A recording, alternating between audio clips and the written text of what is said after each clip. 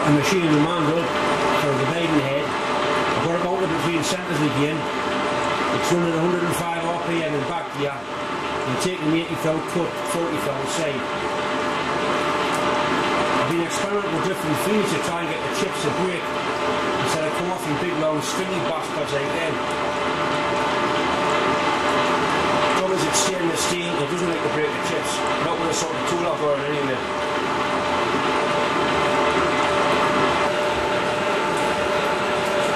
What I've done, I've machined a test piece. It fits in the hole, nice fit in the hole. Slightly slacker than I would like. Just so I can make that accurately. It means I can transfer my measurement onto the spindle, the mandrel. You can see it's the same size at both ends. It's got to be the way it was bored on the layer saddle. It can't be anything else. It's actually 1.1 inches plus 10 thou, 1.110 inches.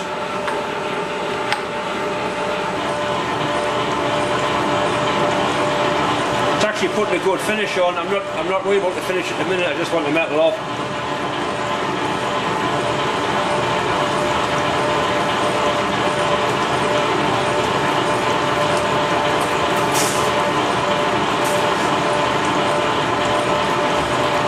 Trouble is with it, getting big long stringy cuttings like that, they tend to get wrapped around the lathe dog.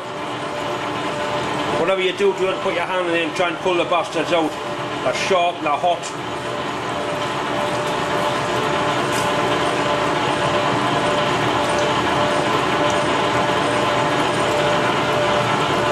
What I'll do, I'll machine it down to within about 20 thou of its finished size, and then we'll change the tool, put a finishing tool on, and we'll have an experiment to get a good finish on. I want to try and get it down to size, down to dead size with a tool. I don't want to use every tape on it. Getting the other shoulder, where things start to speed up.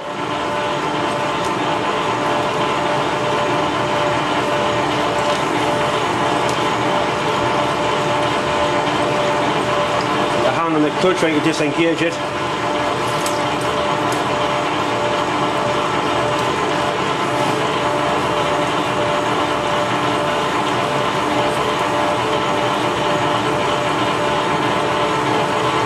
Finish the last little bit off by hand.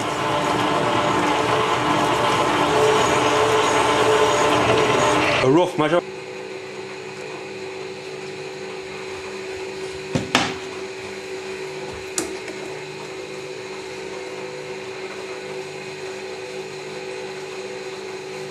Still 100 thou to come off.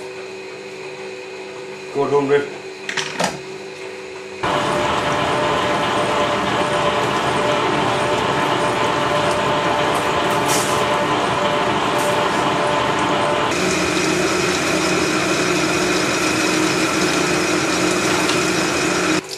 Starting to get near now.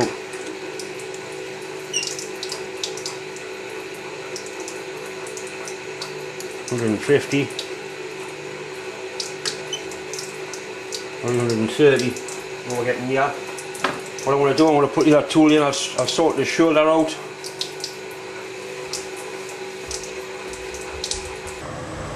I've got the little carriage locked. All I want to do now is machine the end of the shaft, machine this boss at both dimensions.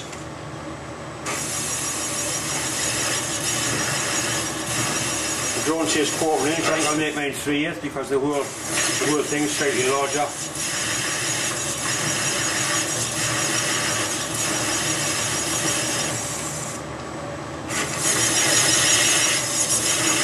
See, there's none of the dimensions set in stone. You can basically do whatever you want with it.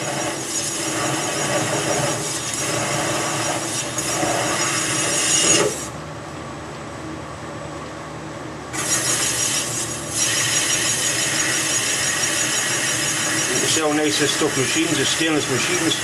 But the only problem with it is the horrible stringy chips that come off it. And whatever you do, don't put your hand in and try and grab them bastards when it's run. Not nice. Right, we'll have a measure or an approximation.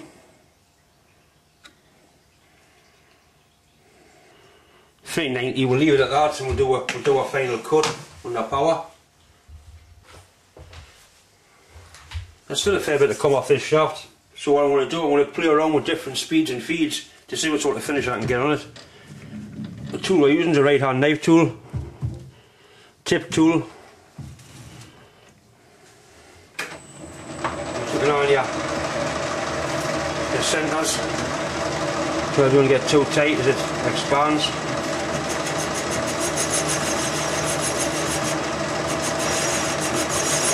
Putting a nice lead cut on, just to see what sort of finish I can get on it.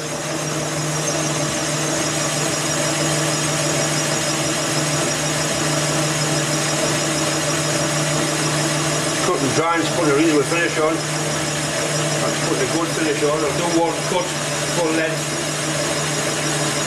Put the water on at the moment. I don't want it getting too hot. I'm telling you what, it's an accurate fit. The temperature of the bar gets too hot. The bar gets hot. You find when it cools down, you can lose half a thou or a thou, which is the difference between it being a good fit and being a piss wobbly slack fit. We don't like piss wobbly slack fits. It's hard not to get a finish on stainless steel. And that's the only problem you're going to have is them stringy bastards wrapping around the drive dog.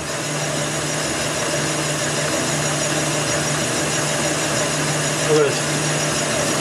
Warranty. This is what you don't want to happen on your final cut, because you don't want to be stopped the lathe on your final cut. I'm just going to leave a mark on.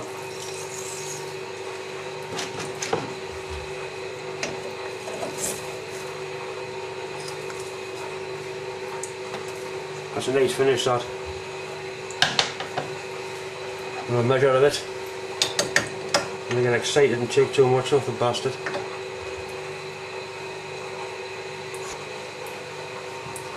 Still a good 20 thou to go. I'll finish that cut off. Let it run its full length.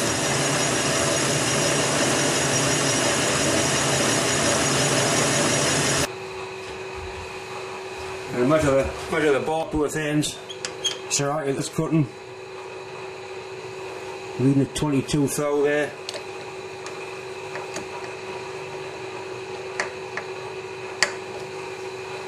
.22 and a quarter. 22 in the centre, so basically the bar is the same diameter all the way down. I'll measure it. Measure it in the middle.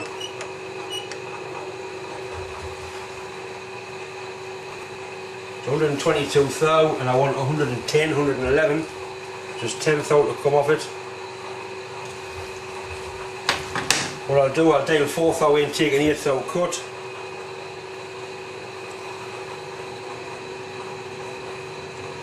I'm also going to slow the feed rate down a little bit. It's a good finish, but I can get better.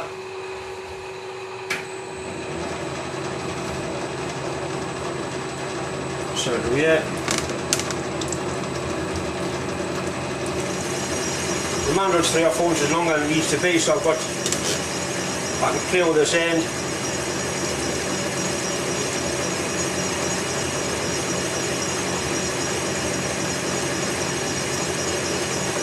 It wants to be a reasonable fit, but not a stupid tight fit. It's got to turn.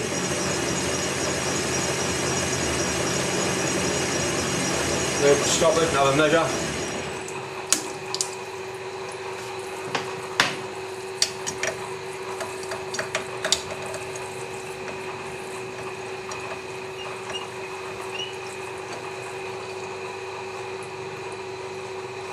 That's 114. Measure what shaft we made. 111.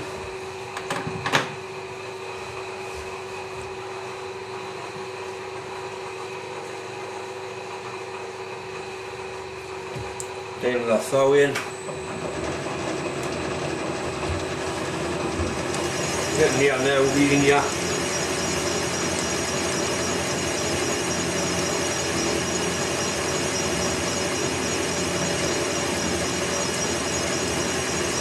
time and that mandrel that fades on the end, and I don't want to make a balls of it now by rushing.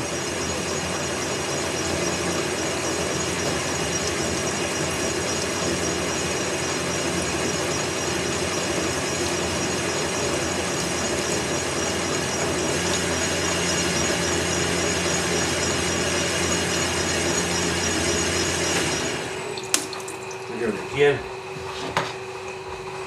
Put a hell of a finish on.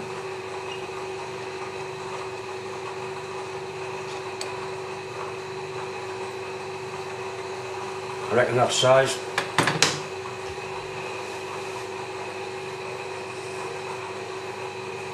What I can do, I can take it out of the lathe and I can try the job, because I know for a fact I can get it back in exactly the same place.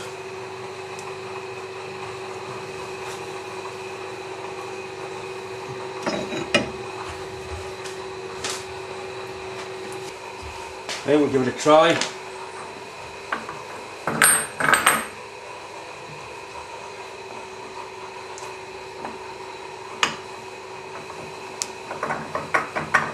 It's just going in, it's maybe a bit tight.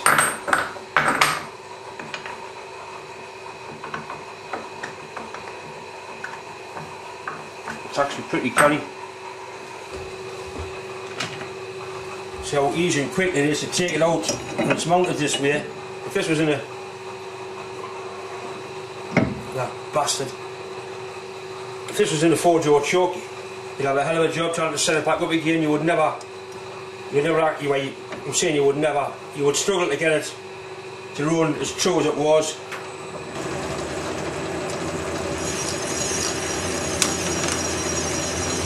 Speed's going back in, it's... exactly the same setting on the cross slide. This whisper and barely take anything at all off there, so it should, when I go full length, it'll actually be a good fit. My temperature's good.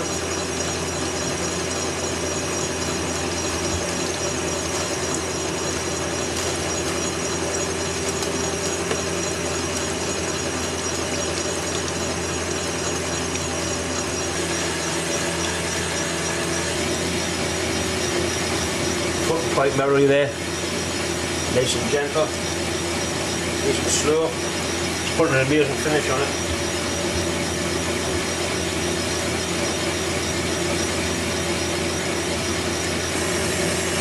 In the water, so you can see the shape of the cutter. Just a right hand knife tool, tip tool.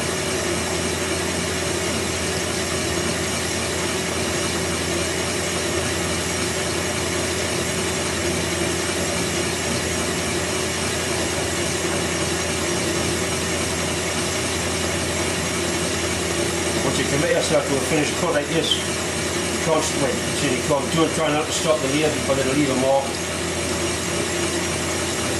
Then it runs full length.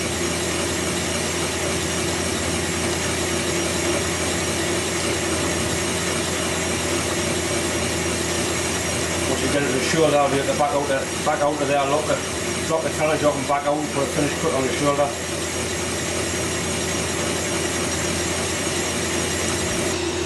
Disengage the power feed, go into our shoulder by hand.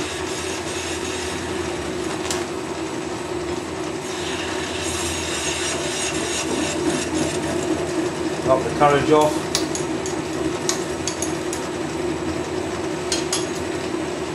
You can gently wind out.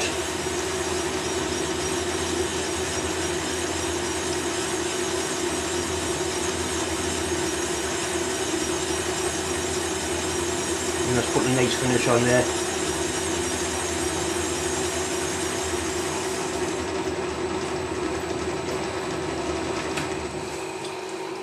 Yep, that's pretty good.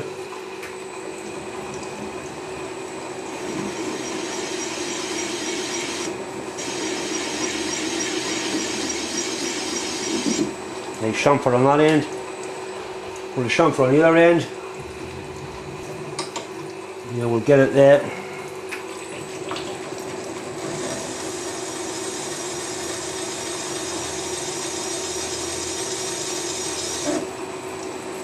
Excellent. Yeah, we'll take it out and try it. in the job.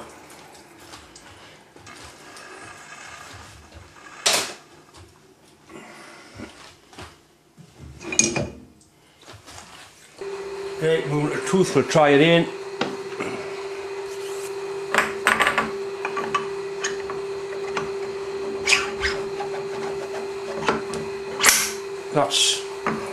That's the dog's bollocks, that is a good fit.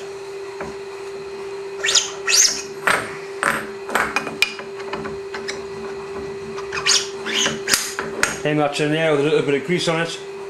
There's no play in there at all. That's lovely, that. I like it.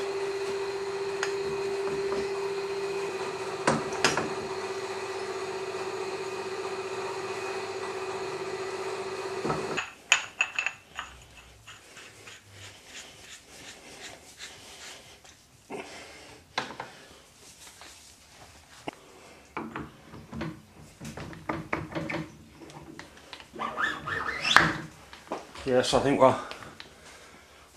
happy with that. Excellent. I mean, it doesn't spin around, it only moves as you're indexing. Not like it was a running fit, but saying that, with a good oil feed, you've got cast iron camshafts running aluminium bearings in Sunderland heads doing thousands and thousands of miles. But John's quite pleased with that. I can mount the clock on there, but I know for a fact it's got to be running 100% true. It's on my collets chucks fit on the end of here as well. Yes, we're very happy. I think we'll go and have a well-deserved pint or 4.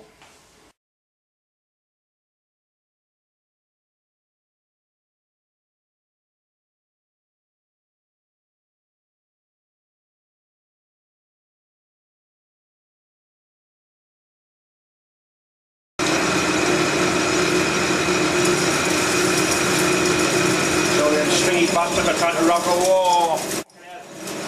Dodgy. This is what happens. I'm actually pleased it's happened so I can show you how dangerous the bastard things can be. Look at them. The worst thing you do is put your fingers in there and try and pull them out.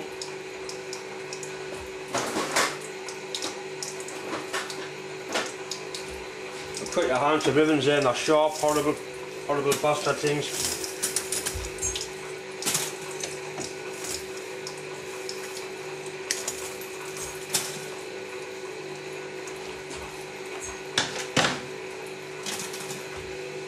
You know, all wrapped on the lead screw and all. You get stuck in a half nut, it'll make a mess of things. You've got to keep an eye on the bastards.